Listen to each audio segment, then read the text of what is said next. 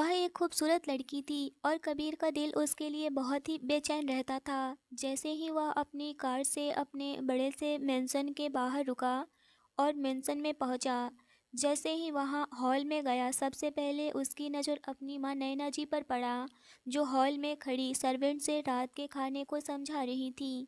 लेकिन जैसे ही वह कबीर को देखी तो हैरान रह गई।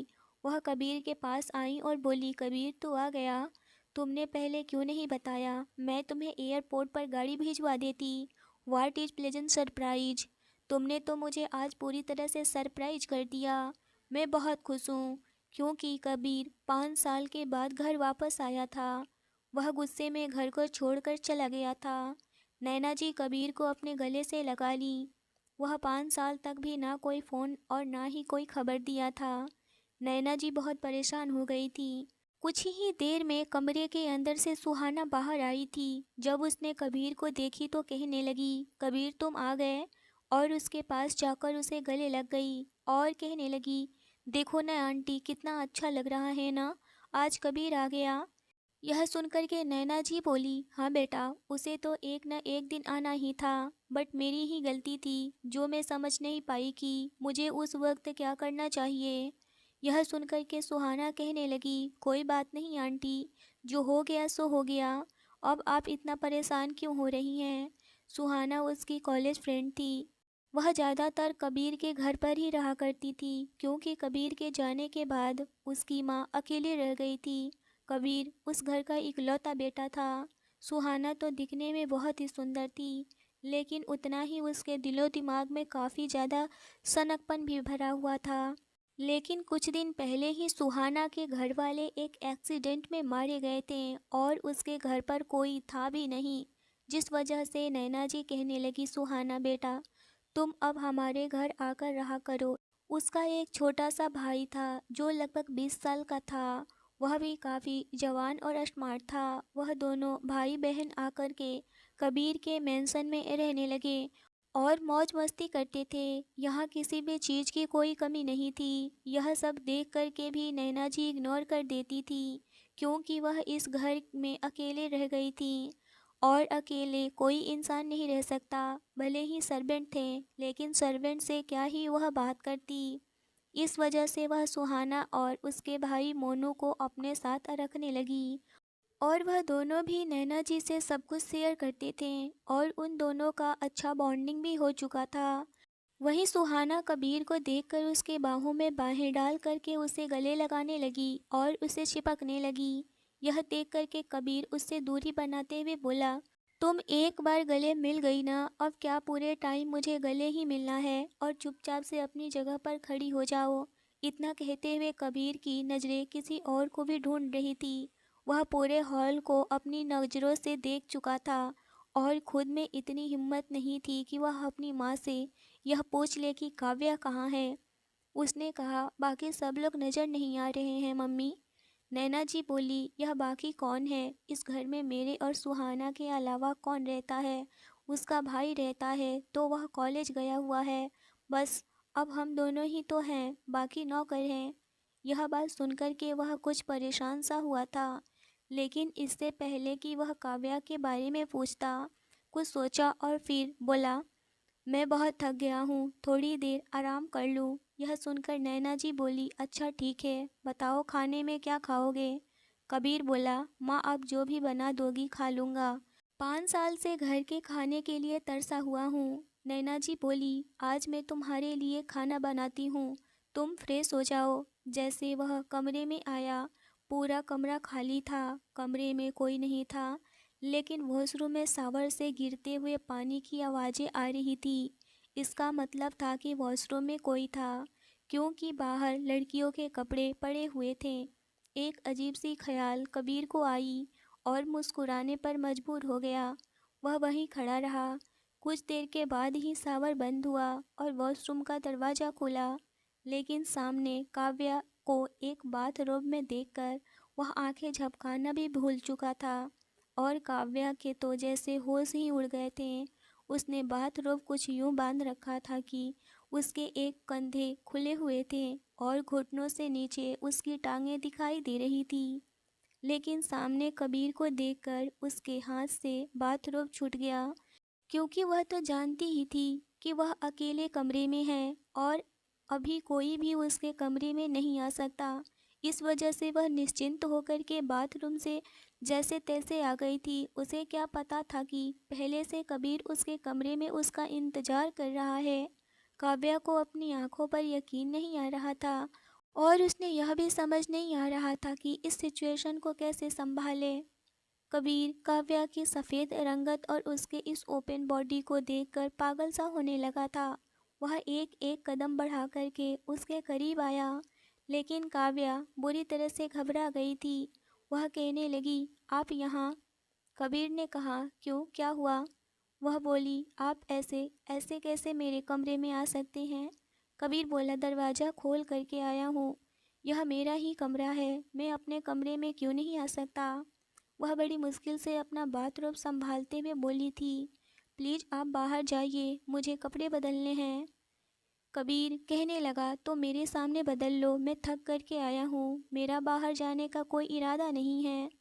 वैसे भी तुम मेरी बीबी हो। यह सुनकर के काव्या को जैसे आग लग गई थी, उसका घाव ताज़ा हो गया था। काव्या बोली, प्लीज़ बाहर जाइए, लेकिन कबीर का मूड नहीं था। काव्या ने एक हाथ से अपना बाथरोब पकड़ रखी थी और जैसे ही दूसरे हाथ से बेड से अपने कपड़े उठाने लगी तो कबीर ने उसकी कलाई पकड़ लिया और कबीर का दूसरा हाथ उसके बाथरोब पर था।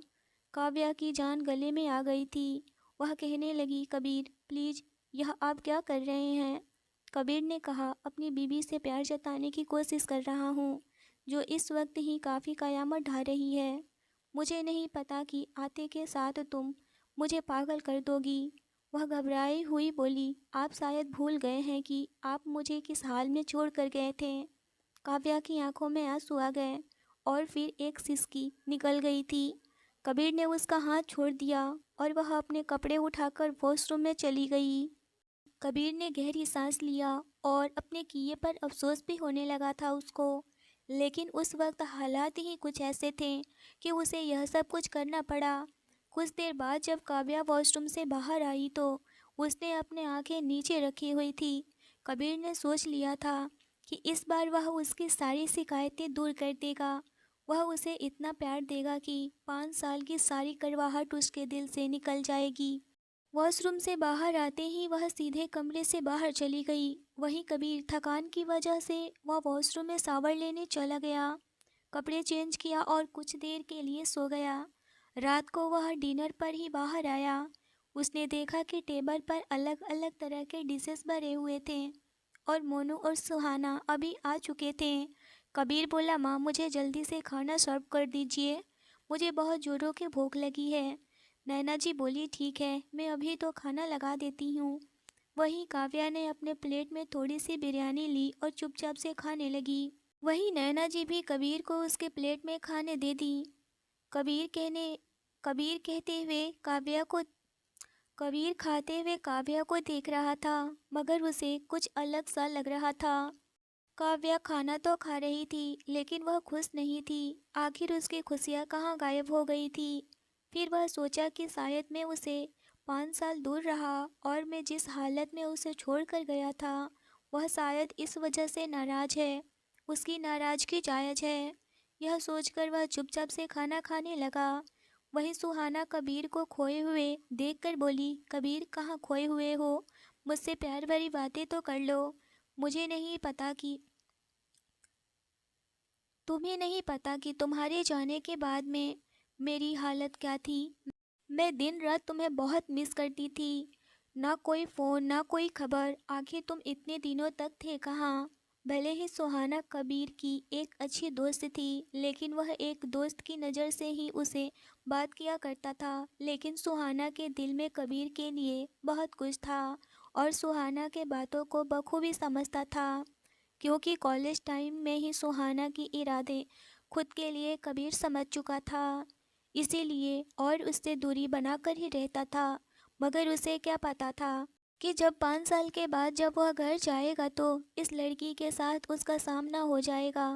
वह तो अपनी पत्नी काव्या के लिए आया था, क्योंकि वहाँ जाने अनजाने में उसे बहुत ज़्यादा हर्ट किया था और वह पछता भी रहा था कि उसमें उस बेचारी की कोई गलती नहीं थी।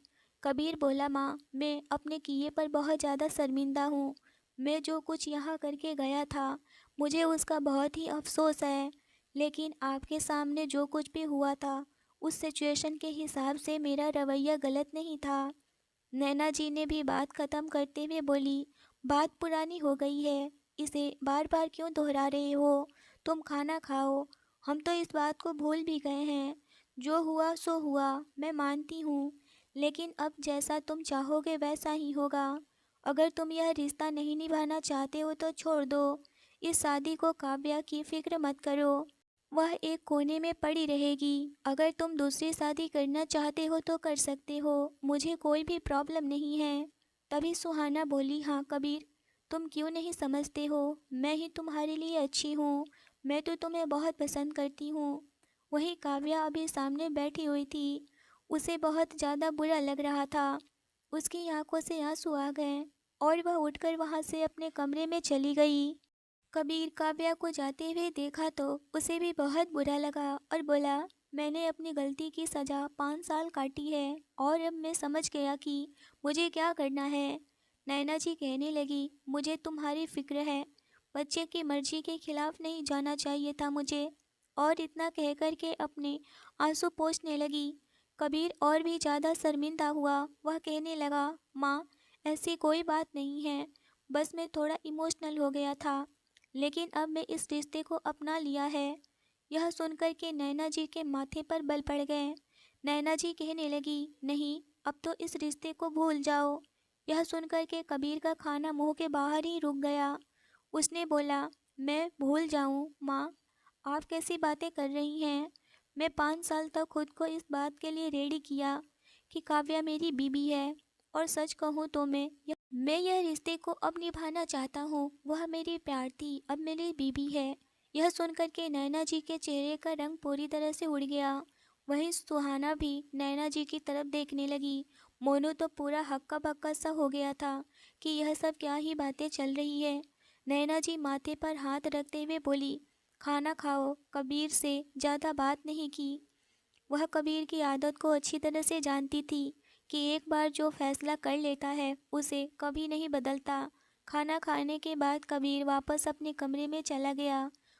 उसे काव्या का इंतजार था, लेकिन यह इंतजार ख़त्म ही नहीं हो रहा था। रात के 12 बज गए थे। काव्या का इंतजार करते रहा, लेकिन वह कमरे में नहीं आई। कबीर को और उस पर गुस्सा आने लगा था। ऐसे भी क्या गुस्सा, वो बातें करती, मुझ पर गुस्सा निकालती, तभी तो मुझे पता चलेगा कि आखिर वह चाहती क्या है। मुझे भी अपनी गलती का पछतावा है, लेकिन वह आए तब तो। कबीर उन सारी गलतियों को दूर करना चाहता था। फिर काव्या के साथ क्या प्रॉब्लम थी? बहुत सारी खुशियाँ देने के लिए ही तो आया था, तो फिर वह क्यों इतनी अकड़ दिखा रही थी? कबीर गुस्से से कमरे से बाहर निकला। पूरा हॉल अंधेरा और खाली था। सब अपने अपने कमरे में सो रहे थे। कबीर ने गेस्ट रूम का दरवाज़ा खोलना चाहा तो वह अंदर से बंद था। वह समझ गया कि काव्या इसी कमरे में है। उसने हल्के से खटखटाया, लेकिन अंदर से कोई आवाज़ नहीं आई। उसने फिर से ज़ोर से खटखटाया दरवाज़ा और कहा, काव्या, मैं जानता हूँ कि तुम कमरे में हो, दरवाज़ा खोलो। लेकिन काव्या ने दरवाज़ा नहीं खोला, बल्कि उसने तो उसे जवाब देना भी ज़रूरी नहीं समझी। कबीर को बहुत ज़्यादा गुस्सा आने लगा और वह गुस्से से अपने कमरे में चला गया और लेट गया। लेकिन उसे नींद नहीं आ रही थी। आंखें बंद करता तो काव्या का चेहरा उसके सामने घूमने लगता। उसका वॉशरूम से आए हुए सीन याद आने लगे थे और उसका दिमाग खराब हो रहा था। बार बार आंखों के सामने उसका वही अंदाज नजर आ रहा था। बॉडी आधा खुला हुआ था। वह बेचैनी से उठकर बैठ गया। उसे काव्या पर गुस्सा आने लगा। वह हॉल के बाहर चला गया। बॉडीगार्ड, ड्राइवर, नौकर सभी अपने अपने कमरे में जा चुके थे। कबीर पीछे की रास्ते से रूम की खिड़की के पास आया। उसने देखा कि खिड़की बंद नहीं थी। उसने जैसे ही थोड़ी सी खिड़की खोली, अंदर से रोने की आवाज़ आ रही थी। कबीर ने खिड़की के अंदर जाकर जैसे ही हल्का सा पर्दा हटाया तो उसने देखा कि काव्या बिस्तर पर लेटी रो रही थी। यकीनन वह कबीर से नाराज़ भी थी, खफा भी थी। लेकिन जैसे ही वह अंदर आया तो आवाज़ से काव्या उठकर बैठ गई। वह कहने लगी, कौन है? उसने तुरंत लाइट ऑन की तो सामने कबीर को देखकर वह घबरा गई। कहने लगी, आप यहाँ क्या कर रहे हैं? आपको शर्म नहीं आती? चोरों की तरह मेरे कमरे में आ गए।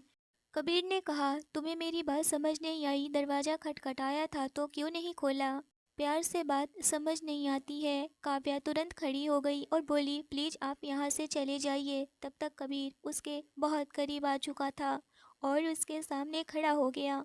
इससे पहले कि काव्या कुछ कदम पीछे हटती, कबीर ने अपने हाथों से काव्या के कमर पर हाथ रखकर उसे अपने करीब एक झटके में खींच लिया।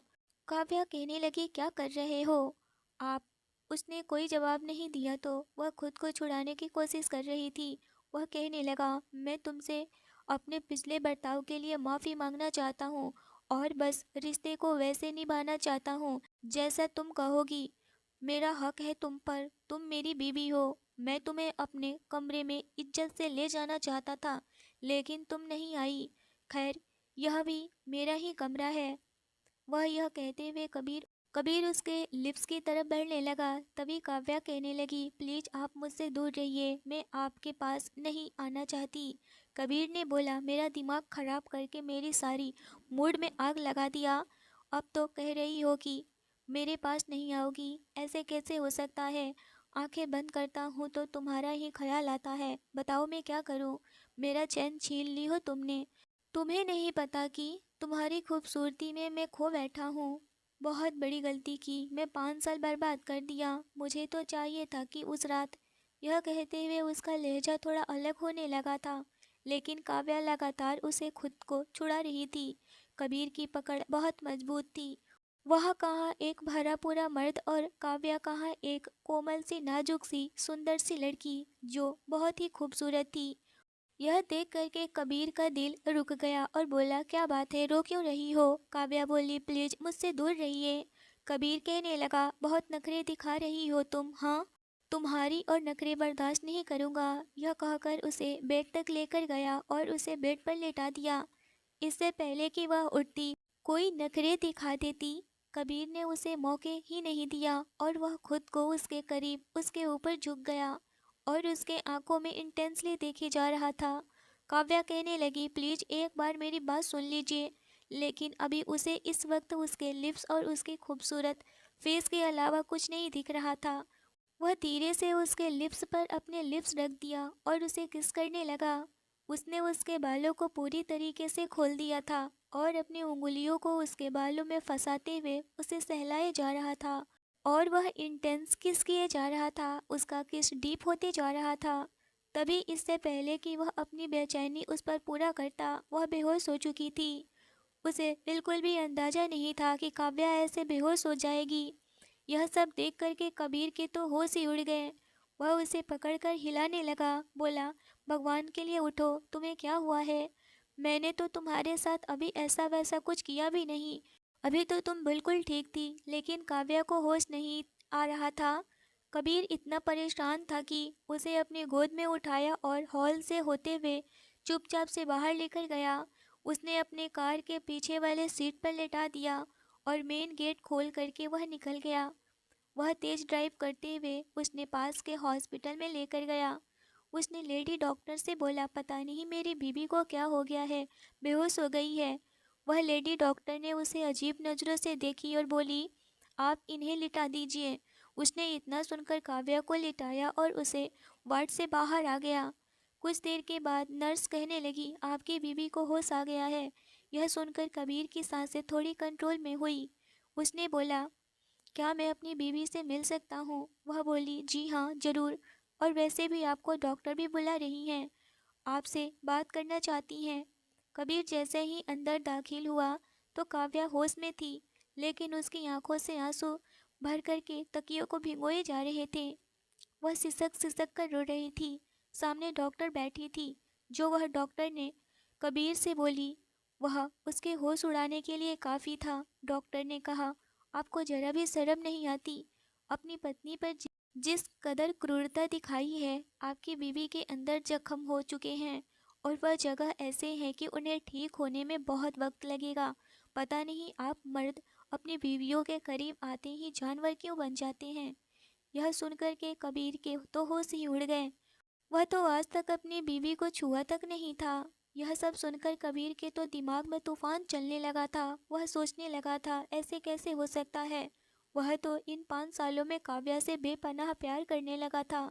उसे अपनी की गई गलतियों का एहसास था और तो अपनी गलती का सजा भी भुगतने के लिए तैयार था। पर यह सब नहीं जानता था कि वह लड़की उसकी अमानत होते हुए भी यह सब कुछ कर बैठेगी। वह उसकी बीवी थी। यह सब क्या कर बैठी। क्या सोचकर इसने इतना बड़ा कदम उठाया था। कबीर बहुत गुस्से में था। उसने डॉक्टर के सामने कुछ नहीं बोला और काव्या नजरें नहीं मिला पा रही थी कबीर से। वह समझ नहीं पा रही थी कि वह कबीर को क्या जवाब देगी, क्योंकि कबीर की आंखों में सवाल के साथ गुस्सा भी था। उसे वह देख चुकी थी जिसे उसके पास कोई भी जवाब नहीं था। फिलहाल उसने काव्या को गाड़ी में जाकर के बैठने को कहा। उस वक्त कबीर का आवाज़ बहुत ज़्यादा ही रूड था। काव्या बहुत ज़्यादा परेशान थी कि क्या जवाब देगी, लेकिन गाड़ी में तो कबीर ने उसे कोई भी बात नहीं किया। कबीर के दिमाग तो जैसे कि सुन्न हो चुका था। वह कुछ भी सोच नहीं पा रहा था और वह सब कुछ धीरे धीरे याद आने लगा। उस दिन क्या हुआ था, इस घटना ने उसकी ज़िंदगी को बदल कर रख दिया था। काव्या अपने कॉलेज के स्टेडियम के साइड में बैठी हुई थी, लेकिन उसे क्या पता था कि उस वक्त कोई उसके साथ जबरदस्ती करने लगेगा और वह जोर जोर से चिल्लाने लगी। वहीं वह लोग कॉलेज के ही बहुत बड़े बदमाश लड़के थे। वह कई बार अपने ही कॉलेज से सस्पेंड कर दिए गए थे, मगर उनमें सुधरने का कोई सवाल ही पैदा नहीं हुआ था। काव्या अपने कॉलेज के क्लास की बहुत ही खूबसूरत लड़कियों में से एक थी। उस पर सारे लड़के दीवाने हो रखे थे।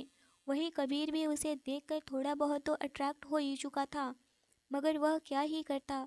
काव्या कभी भी किसी से बात नहीं करती थी, खास करके लड़कों से वह दूरियां बना कर ही रखती थी, क्योंकि उसके घर वाले बहुत ज़्यादा ही सख्ती रखते थे और कहते थे कि अगर किसी भी लड़के के संपर्क में तुम आ गई तो हम तुम्हें जीने नहीं देंगे। इस उम्र में हर लड़की एक लड़के को डिजर्व करती थी, मतलब कि बॉयफ्रेंड बना लेती है। लेकिन वही काव्या उन सब से दूर रहा करती थी। यहाँ तक कि जो लड़कियाँ अपने बॉयफ्रेंड के साथ में घूमा करती थी, उन लड़कियों से भी काव्या बात तक नहीं करती थी। और अचानक से ही स्टेडियम में उसके साथ वह बदतमीजी करना कबीर ने देख लिया और उन बदमाशों को बहुत पीटा। वहाँ पर बहुत सारे स्टूडेंट और लेक्चरर भी मौजूद हो गए थे। काव्या समझ नहीं पा रही थी कि वह क्या करे। वहाँ सबके सामने वह झिझक रही थी। काव्या को सारे लेक्चरर जानते थे कि काव्या वैसी लड़की नहीं है। वही सारे स्टूडेंट भी काव्या के बारे में अच्छे से जानते थे। बदतमीजी करने वाले लड़कों ने काव्या पर इल्ज़ाम लगाने लगे कि यही लड़की हमारे साथ गलत करने के लिए बोल रही थी, हमें उकसा रही थी।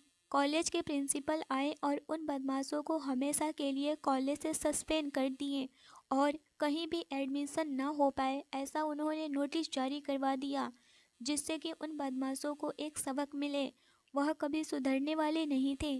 काव्या जब यह सब सुनी तो वह भी बहुत खुश हुई, क्योंकि कबीर ने उसकी हिफाजत की थी और वह कबीर से थोड़ी बहुत बातें करने लगी थी। एक दिन नोट्स लेने के लिए वह छुट्टी के वक्त कबीर के पीछे दौड़ते हुए कॉलेज के बाहर तक चली गई। कबीर जैसे ही रुका, काव्या पीछे से बोली, कबीर मुझे तुम्हारा नोट्स चाहिए, क्योंकि मैं 2 दिन से कॉलेज नहीं आई थी और बाकी मुझे किसी ने भी हेल्प नहीं की। कबीर यह सुना तो मुस्कुराते हुए अपना नोट्स निकाल कर उसे दे दिया और यह सब कुछ काव्या के अंकल ने देख लिया था और उसका हाथ पकड़ के लेकर वहाँ से चले गए और कहने लगे, आइंदा आज के बाद किसी भी लड़के से बात करने की कोशिश की तो हम तुम्हारा पढ़ाई छुड़वा देंगे। काव्या यह नहीं चाहती थी। अगले दिन वह कॉलेज में गई तो वह कबीर का नोट्स उसे दे दी और बोली, कबीर अब हम एक दूसरे से बात नहीं कर सकते। कबीर कहने लगा, ऐसा क्यों? तो काव्या ने सब कुछ बता दी उसे। यह सुन कर के कबीर बोला, ऐसा कैसे हो सकता है? मैं तुमसे प्यार करने लगा हूँ। अगर तुम चाहो तो मैं तुम्हारे घर वालों के सामने बात भी कर सकता हूँ। डरने की कोई ज़रूरत नहीं है। मैं अभी अपने गोल को अचीव करना चाहता हूँ। वह बातें फिर से कॉलेज के बाहर ही आकर कर रहे थे, जो हर रोज़ उसके अंकल काव्या को लेने आते थे कॉलेज। और फिर से देख लिया और कबीर के सामने ही काव्या को एक थप्पड़ लगा दिए और कहने लगे, तुम्हारी इतनी हिम्मत की मना करने के बावजूद भी तुमने ऐसा किया। अब हम तुम दोनों की शादी ही करवा देते हैं। और इतना सब कुछ कहते हुए कबीर और काव्या दोनों को लेकर वह अपने घर चले गए और कबीर के साथ जबरदस्ती उन्होंने काव्या की शादी करवा दी। कबीर भी बहुत ज़्यादा गुस्से में था क्योंकि वह काव्या से शादी करता बट अपने गोल को अचीव करने के बाद, लेकिन इतनी जल्दी शादी नहीं। मगर यहाँ तो सब कुछ उल्टा पुल्टा ही हो गया था। वह वहीं काव्या को छोड़कर वहाँ से अमेरिका चला गया। वहीं जब नैना जी को यह बात पता चली कि कबीर किसी लड़की से शादी कर चुका है तो वह भी बहुत ज़्यादा गुस्सा होने लगी। काव्या के घर वाले बहुत ही अमीर थे, इस शहर में उनका एक नाम था। यह सब जानकर नैना जी काव्या को अपने घर में रख ली, वरना वह अच्छे से जानती थी कि उनके साथ क्या हो सकता था और उनके बेटे के साथ भी। यही बातें याद करते हुए कबीर को बहुत ज़्यादा बुरा लग रहा था। काव्या को इस तरह से अकेले नहीं छोड़कर जाना चाहिए था क्योंकि वह तो काव्या से बहुत ज़्यादा प्यार करता था और अपने प्यार को यूं गुस्से में छोड़कर जाना कहाँ से सही था। नैना जी भी काव्या पर बहुत ज़्यादा गुस्सा करती थी क्योंकि नैना जी समझती थी कि काव्या की वजह से ही मेरा बेटा यहाँ से चला गया। लेकिन उन्हें क्या पता कि उनका बेटा काव्या से कितना ही प्यार करता है। अगर वह इस तरह से उससे प्यार का इजहार नहीं करता तो आज काव्या अपने घर होती और इतनी परेशान भी नहीं होती।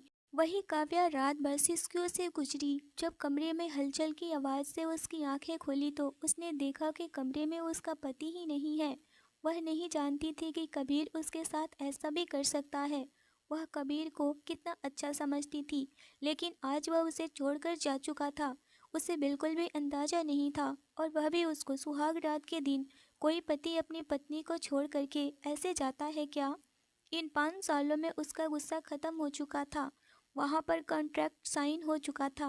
5 सालों का काम शुरू हो चुका था कबीर का।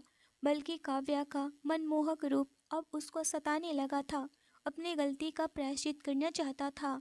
मगर यहाँ तो कुछ और ही हो गया, जो कि वह कबीर सोचा भी नहीं था कि वह जिससे प्यार किया था उसके साथ इतना बड़ा धोखा करेगी। उसकी बेबी होते हुए भी वह यह सब करेगी। उससे यह सब किया कैसे?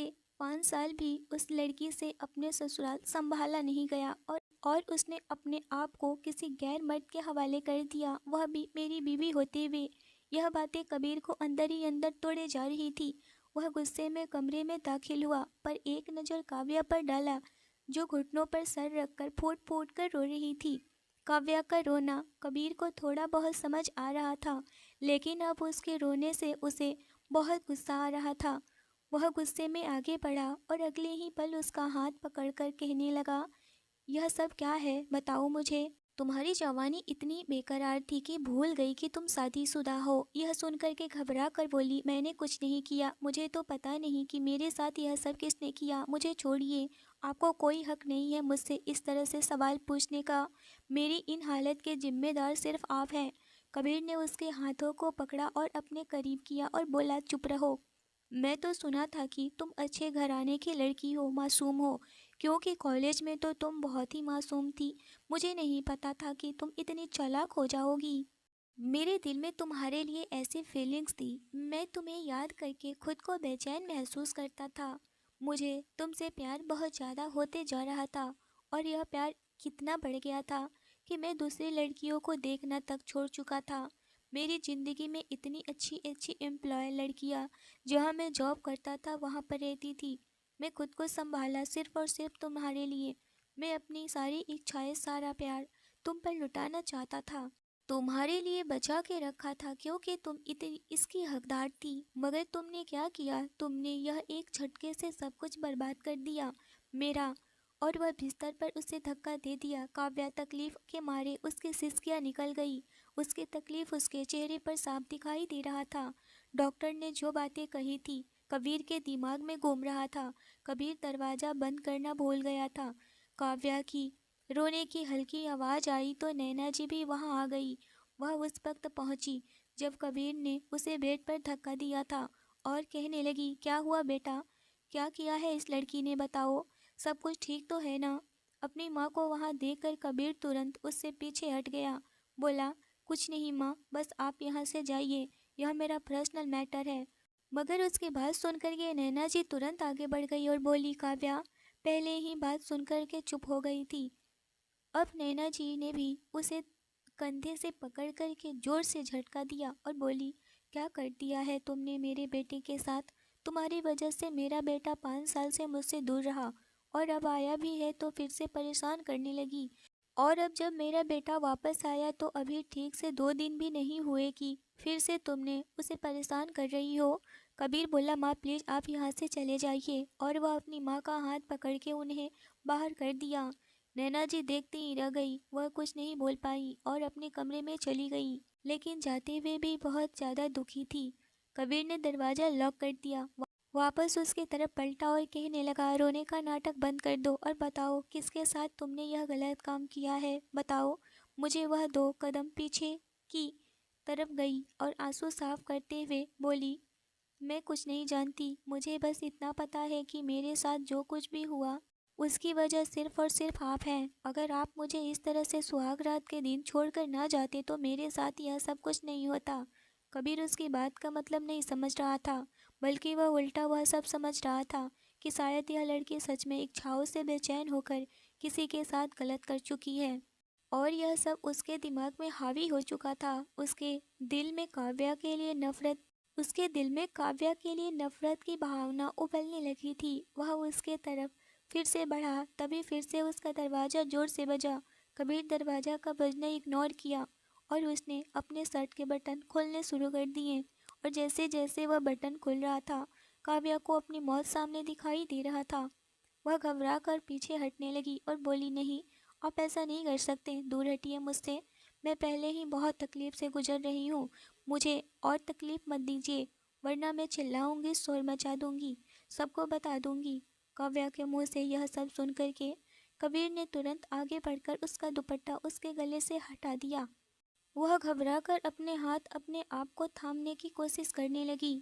अपनी खूबसूरती उसे बचा रही थी, मगर वह अपनी शर्ट उतार चुका था। उसे इस तरह से करके वह अपना चेहरा देखते हुए डेविल स्माइल चेहरे पर लाया। कबीर बोला, क्यों, और शर्म आ रही है? वह भी मुझसे, मैं तुम्हारा पति हूँ, अपने आशिक से शर्म नहीं आई? जिस तरह से अभी बहुत शर्मा रही हो। वह जानबूझकर खुद को भी तकलीफ दे रहा था और इस तरह के शब्द को कहकर के काव्या को भी तकलीफ दे रहा था। जानबूझकर वह ऐसे ताना मार रहा था। काव्या बहुत परेशान हो रही थी। उधर से दरवाजे के बजने की आवाज़ जोर से आ रही थी और वह उसके बेहद ही करीब चला गया था। जैसे ही वह उसके लिप्स को टच करता कि दरवाज़ा बहुत जोर से बजा, जिससे सुनकर के कबीर एक झटके से उससे अलग हुआ और कहने लगा, जो कोई भी है मैं उसको छोड़ूंगा नहीं, आज उसकी जान ले लूँगा। जैसे ही कबीर ने दरवाज़ा खोला तो देखा सामने कोई और नहीं बल्कि मोनू खड़ा था। मोनू को देख कर के कबीर के माथे पर बल पड़ गए थे और वह गहरी नज़रों से उसे देखा और बोला, तुम यहाँ क्या करने आए हो? अभी वह कुछ बोलता कि तभी मोनू कमरे में दाखिल हो गया। अगले ही पल वह एक नज़र काव्या पर डाला, जो अपने हाथ मुंह पर डाले रोए जा रही थी। कबीर को गुस्से से देख करके वह बोला, यह सब तुम्हें पता नहीं कि यह एक औरत है और इतनी प्यारी औरत के साथ इस तरह का बर्ताव कैसे कर सकते हो? तुम्हें शर्म नहीं आती है? तुमको तो शर्म आनी चाहिए, इतनी प्यारी गुड़िया जैसे सॉफ्ट सॉफ्ट बीबी के साथ।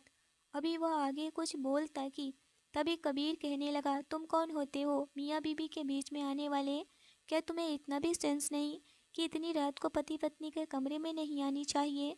इतना बोलते हुए कबीर उसका हाथ कस के पकड़ लिया और बोला, बाहर जाओ, यह हमारा पर्सनल मैटर है, हमारे बीच में क्यों आ रहे हो?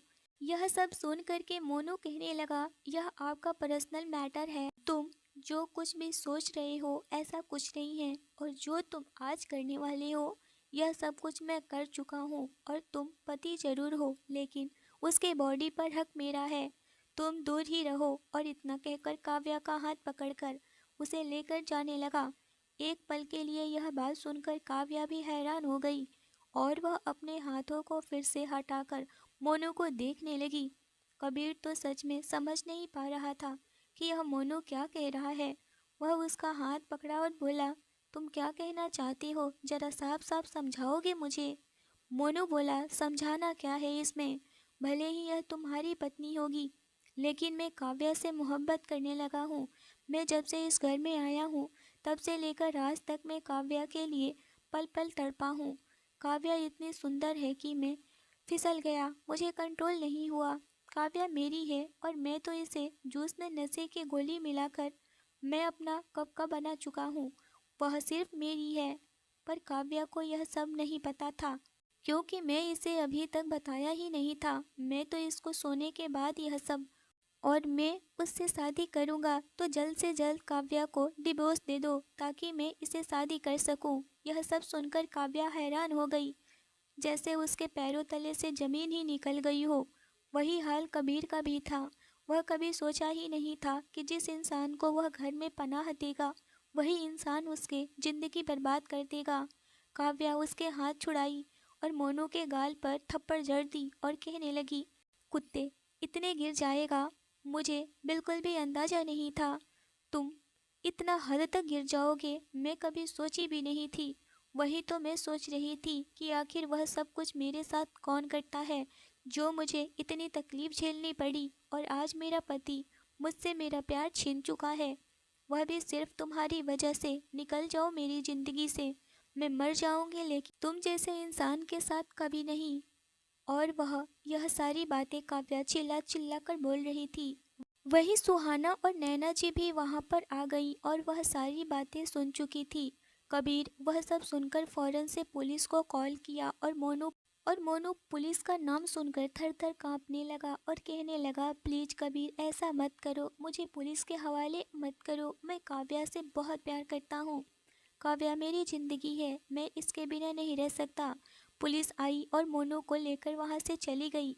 काव्या के साथ जो कुछ भी हुआ था, घर के सभी लोग जानते थे सिवाय कबीर के।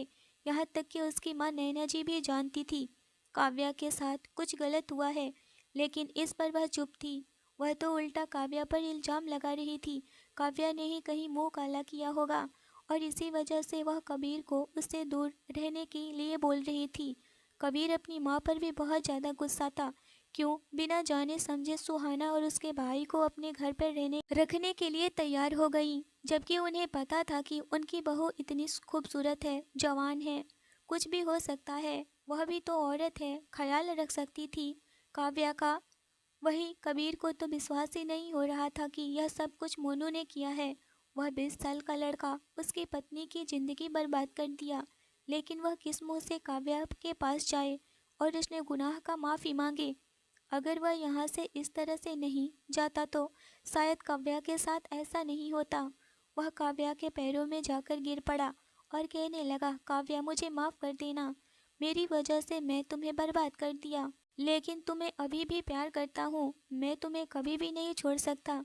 काव्या कहने लगी, आप मुझसे दूर चले जाओ, जहाँ गए थे वहीं, क्योंकि मैं अब आपके लायक नहीं हूँ। यह सुनकर के कबीर उसको अपने गले लगा लिया और कहने लगा, ऐसा नहीं कहो, मैं तो प्यार तुम्हें कल भी करता था और आज भी करता हूँ। हम यहाँ नहीं रहेंगे, हम यहाँ से कल ही जाएंगे। और वह फटाफट से अपना सामान पैक करने लगा। और काव्या खुद से सोची, यह इंसान इतना सब कुछ जानने के बाद भी मुझसे प्यार। वह कबीर के पास गई और कहने लगी, प्यार मत करो मुझे, मैं वो काव्या नहीं रही। अभी वह कुछ कहती कि कबीर ने उसके लिप्स पर अपना लिप्स रखा और एक किस कर दिया और बोला, तुम सिर्फ और सिर्फ मेरी हो। वह एक इंसिडेंट था, बदला नहीं जा सकता, उसे तुम भूल जाओ और मैं उस इंसान को इतना सजा दिलाऊंगा कि वह भूल जाएगा खुद को भी। अब मैं तुम्हें एक पल भी खुद से दूर नहीं रख सकता, तुम मेरी जिंदगी हो। इतना कहकर उसे अपने सीने से लगा लिया। जब अगले दिन जाने लगा तो उसकी माँ कहने लगी, मुझे छोड़कर मत जा, मैं बुढ़ी हो गई हूँ, मुझसे भूल हो गई, मुझे माफ़ कर दो बेटा। मगर कबीर उनकी एक नहीं सुना और वह अमेरिका चला गया। उसकी माँ रोती ही रह गई, अपने किए पर बहुत पछता रही थी। सुहाना भी अपने भाई की गलती पर रो रही थी, मगर वह अंदर ही अंदर बहुत खुश भी थी। अगर मुझे कबीर नहीं मिला तो क्या हुआ, कबीर की पत्नी के साथ तो सब कुछ बुरा हो गया, लेकिन फिर भी तो कबीर ने उसका नहीं सुना और अपने काव्या को लेकर वहाँ से चला गया। अमेरिका में उसने काव्या को अच्छे से डॉक्टर के पास उसका ट्रीटमेंट करवाया। कुछ ही दिन में काव्या बहुत अच्छी हो गई और धीरे धीरे उन दोनों के बीच जो भी गलत फहमी थी वह दूर हो गई। और वह दोनों खुशहाल और प्यार भरी जिंदगी गुजारने लगे। यह था कबीर और काव्या की स्टोरी, एक काल्पनिक स्टोरी। आपको कैसी लगी मुझे ज़रूर बताइए। अगर यहाँ तक आए ही हैं तो सब्सक्राइब जरूर कर लें। स्टोरी कैसी लगी मुझे ज़रूर बताएं। स्टोरी को शेयर करना बिल्कुल न भूलें। स्टोरी अच्छी लगी हो तो लाइक करिए। धन्यवाद।